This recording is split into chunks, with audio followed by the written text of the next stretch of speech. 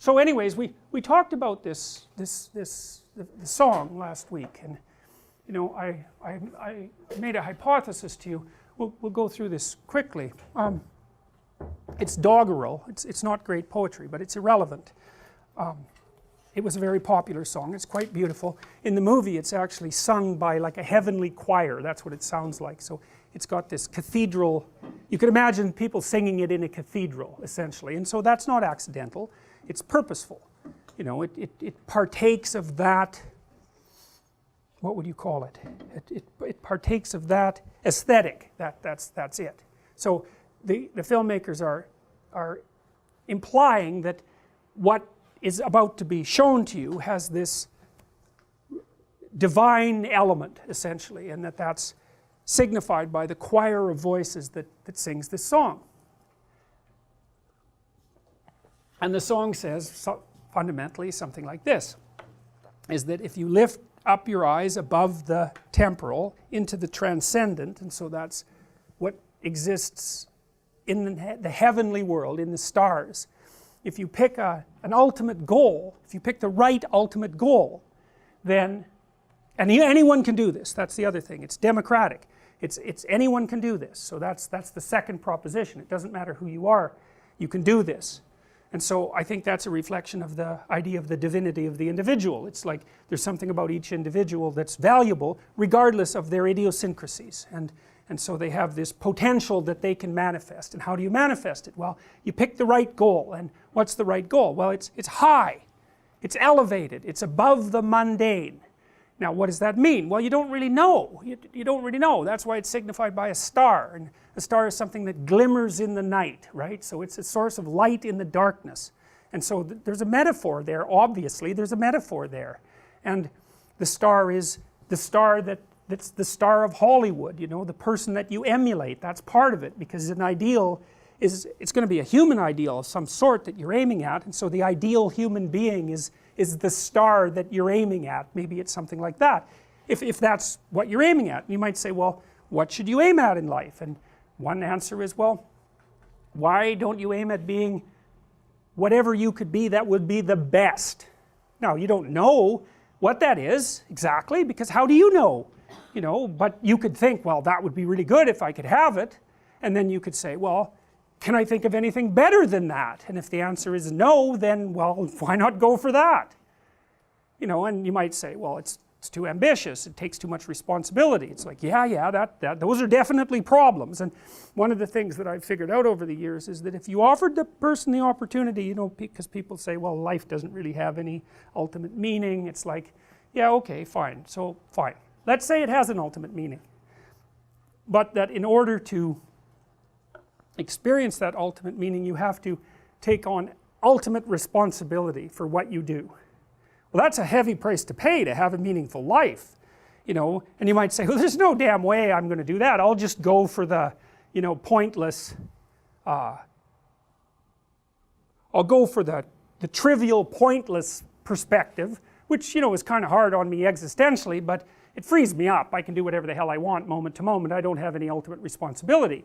And so then you think, well, that's kind of a good deal.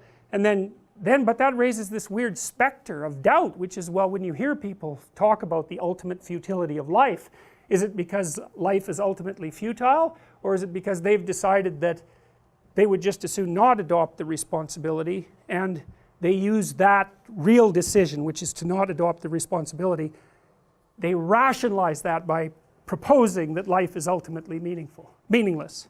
And like, you know, I kind of buy that. I really do think that's what's going on. So, but maybe not. But it could be that if you want to have an ultimately meaningful life, that you have to adopt ultimate responsibility. Makes sense. What might that mean? Well, one thing it might mean is that, and I do think it means this, is that I think it was Alexander Pope, but I might be wrong about that, who said, nothing human is foreign to me. And that's a hell of a statement, right? Because if you think about all the things that human beings are capable of, and they're capable of some, like if you really want to know what people are capable of, you should read about Unit 731. But I would not recommend it, because if you read it, you will never forget it, and you will be sorry that you read it. But you'll know. Anyways, to say that nothing human is foreign to you, that's a hell of a thing to say, because that means that what other people have done you could do. And that also means you need to take responsibility for that. That's no joke, you know, it's a big deal to do that in even a trivial manner. Anyway, so the idea is that you can elevate, if you elevate your viewpoint to some transcendent ethic, you want what's ultimately good, you really want that, whatever that is, you don't know, but that's what you're aiming at.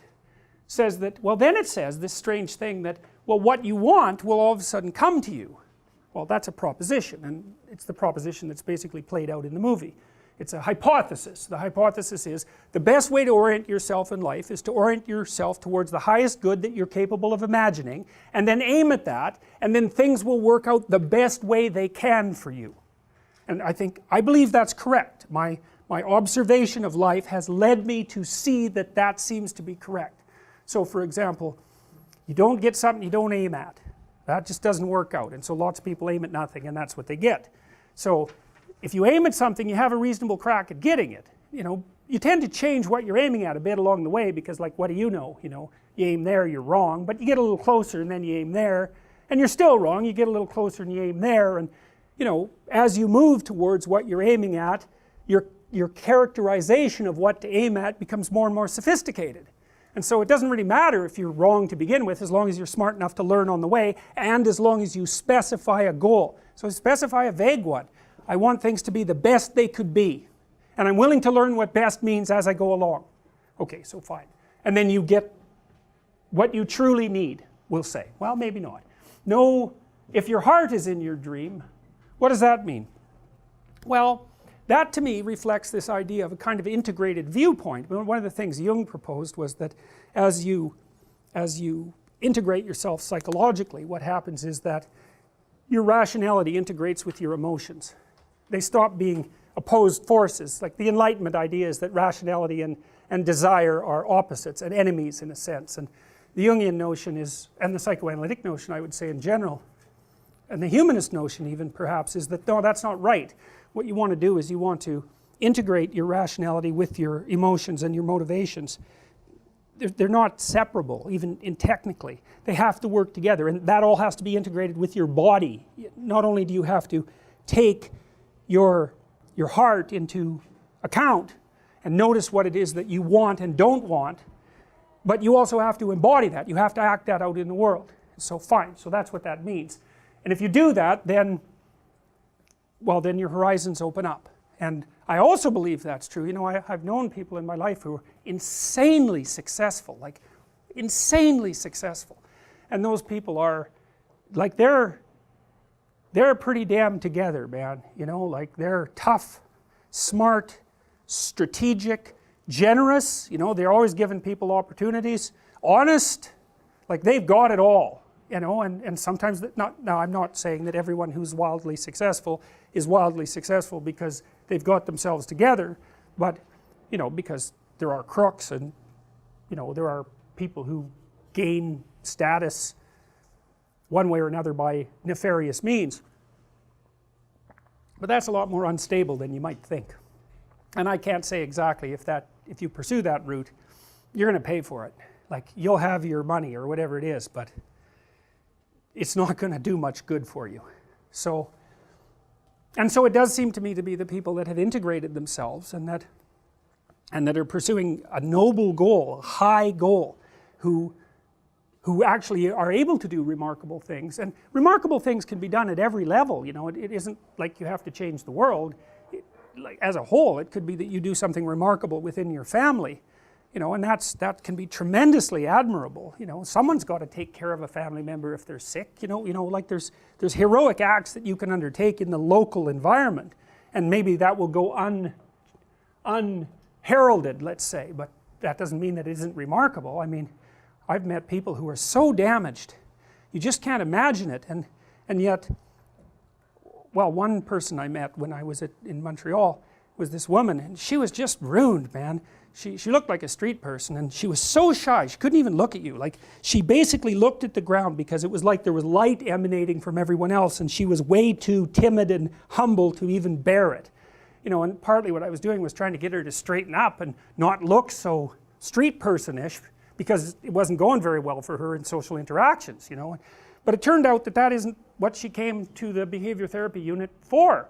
And she had her aunt, I think she lived with her aunt who was like schizophrenic, and then her aunt's boyfriend was an alcoholic who like went on long harangues about the devil, and it's like, really, man. And she wasn't bright, this woman, she really wasn't, and you know, she didn't really have a job, and it was just like, it was just not good in every way. And then she also, you know, had this unbelievable humility, and but then, you know, it turned out what she wanted. I just couldn't bloody well believe this, that she had this dog and she used to walk it around. She took care of the dog, and that, you know, that was a good thing. And she'd actually been an inpatient at the Douglas Hospital, which is where I was working.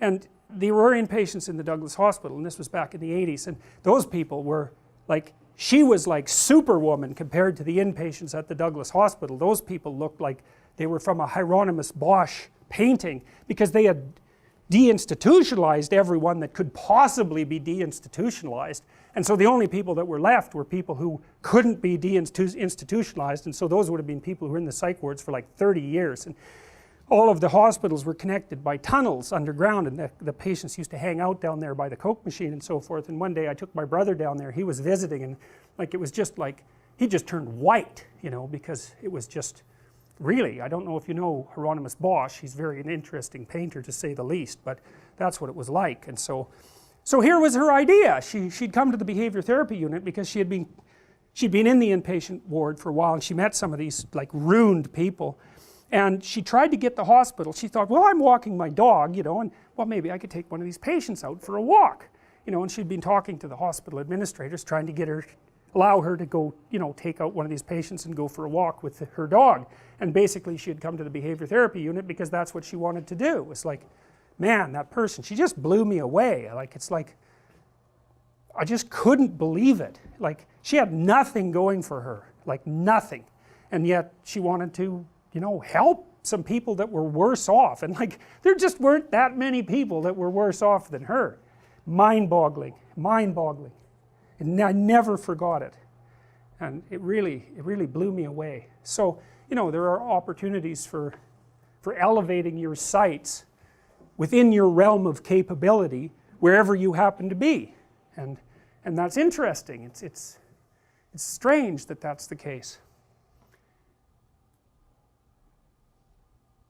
She brings those who love, that's what that should say, the sweet fulfillment of their secret longing, like a bolt out of the blue. Fate, characterized here as feminine, and that's what happens in the movie. The movie's got a Christian underbelly, like, it's quite pronounced, but it's really a pagan movie in many ways. So, for example, there's no blue fairy and the reason I'm speaking of Christianity, of course, is because this movie was created in a culture where Christianity was still reasonably intact, and of course it was fully informed by that, but the underlying mythos is not precisely Christian, even though it's informed by Christian imagery.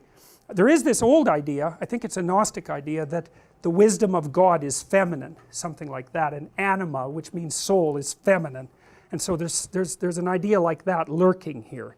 And anyways, that's fate, and that's the blue fairy in this particular movie. You know, she comes down from the star, which is kind of makes her an avatar of God. That's the idea, and she's the transformative agent. She's really Mother Nature, you know, in her positive guise, and that's why she can animate. To animate something means to infuse it with soul. That's what it means. And she animates Pinocchio, right? She's the force that frees him from his strings, and so that's her. Fate, like a bolt out of the blue, fate steps in and sees you through. Well, what that means, it means something like this, is that, you know, if you orient yourself properly in the world, and we'll say that you do that by trying to attain the ultimate goal, whatever that happens to be, then it's as if the world is on your side, and things go well for you. And I also believe that's true, because certainly one of the things that's more or less self-evident is that, generally speaking, if you tell the truth, things go a lot better for you. And the reason for that is, well, do you want to have reality opposed to you, or do you want to have reality backing you up? It's like, it's a pretty straightforward question. If you're truthful to the degree that you can be truthful, then reality is on your side.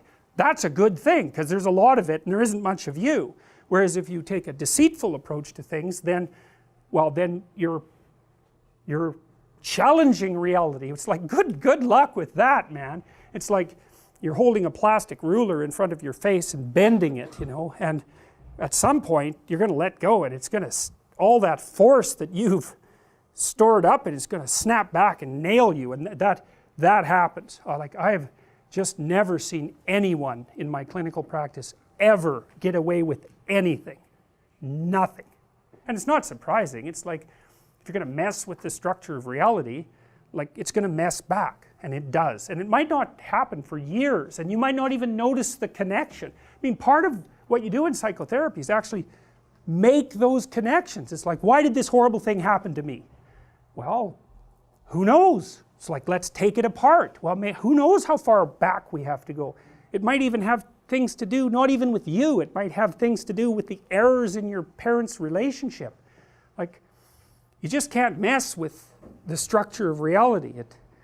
It stays warped until you straighten it out, and it's not good. So there's an injunction here, which is that, you know, if you follow this path, you pick a high goal and you put your heart in it, you know, you commit to it, believe in it. Believe means to love. Believe and be love. It's the same thing. It means to act out.